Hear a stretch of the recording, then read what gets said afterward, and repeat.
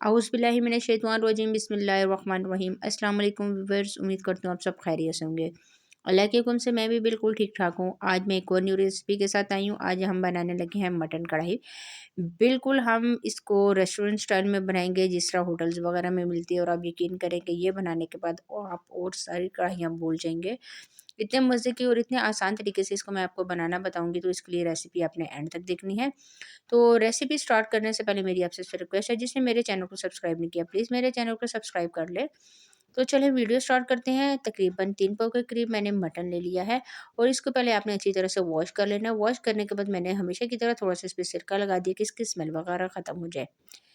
पतीले में तकरीबन 1 कप के करीब ऑयल डालूंगी, और ऑयल जो है वो सरसों का इस्तेमाल कर रहे हैं। ये जैसे ही गर्म हुआ तो मैंने इसमें शामिल कर दिया मटन। मटन शामिल करने के बाद अब आपने अच्छी तरह से इसको फ्राई करना है कि इसका कलर बिल्कुल चेंज हो जाए। अच्छी तरह से हम अब इसको फ्राई करेंगे चूल्हे की फ्लेम को नॉर्मल रखते हुए।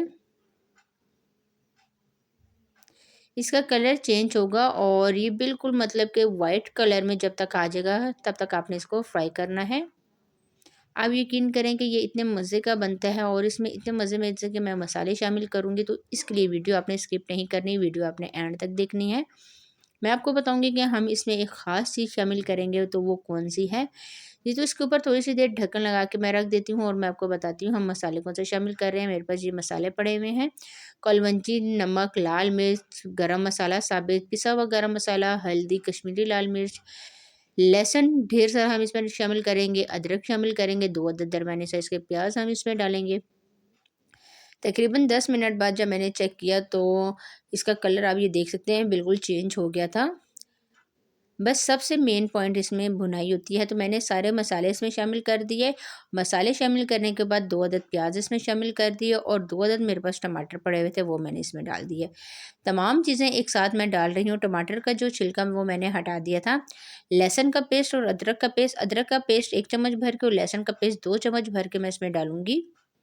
लहसुन इसमें थोड़ा-सा ज़्यादा शामिल करूँगी मैं, और ये तमाम चीज़ें डालने के बाद अच्छी तरह से इसको मैं मिक्स करूँगी कि तमाम चीज़ें मिक्स हो जाएँ, और फिर हम पानी डाल के इसको दम पे रख देंगे तकरीबन 25 से 30 मिनट के लिए। बहुत ध्यान से आपने इसको मिक्स करना है। मटन जो है वो थोड़ा-सा मतलब कि गलते हुए थोड़ा-सा टाइम लेता है, थोड़ा ज़्यादा टाइम लेता है, तो अगर आप चाहें तो इसको कुकर में भी बना सकते हैं।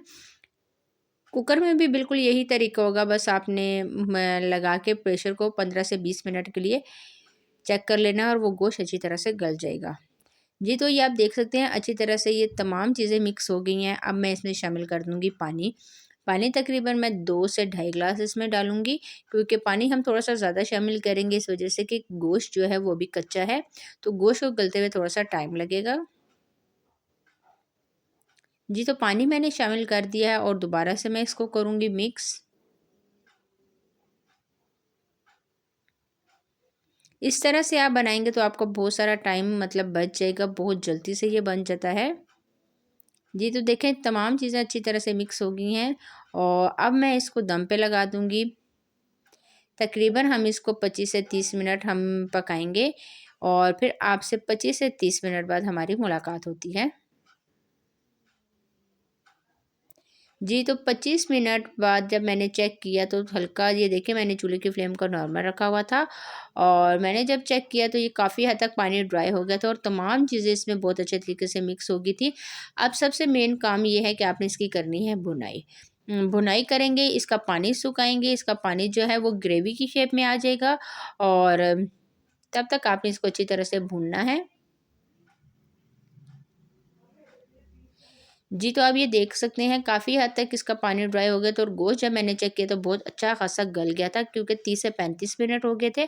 और ऊपर से हरा धनिया मैंने थोड़ा-सा इसमें शामिल कर दिया है, और हमारी रेसिपी बिल्कुल तैयार है। आप ये देख सकते हैं कितने मज़े का बना है।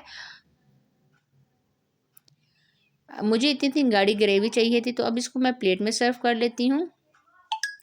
जी, तो ये इसकी फाइनल लुक है। कितने मज़े और इतने आसान तरीके से मैंने ये बनाना बताया। मैं एक लेके आपको बोटी दिखा भी देती हूँ कि ये कितना अच्छी तरह से गल गया है। आप ये देख सकते हैं। बिल्कुल हमें कुकर वगैरह पे लगाने की ज़रूरत नहीं पड़ी, बस मैंने 25 से 30 मिनट इसको हल्की आँच पे रख दिया तो ये बहुत अच्छे तरीके से गल गया था। एक-एक बोटी इतनी नरम थी। तो आपने ये रेसिपी ज़रूर ट्राई करनी है। ट्राई करके मुझे कमेंट्स में बताना है कि आज की ये आसान सी रेसिपी आपको कैसी लगी। आप ये रमज़ान वगैरह में भी बना सकते हैं। आज के लिए इतना ही, इंशाल्लाह नेक्स्ट वीडियो में आपके साथ मुलाकात होगी।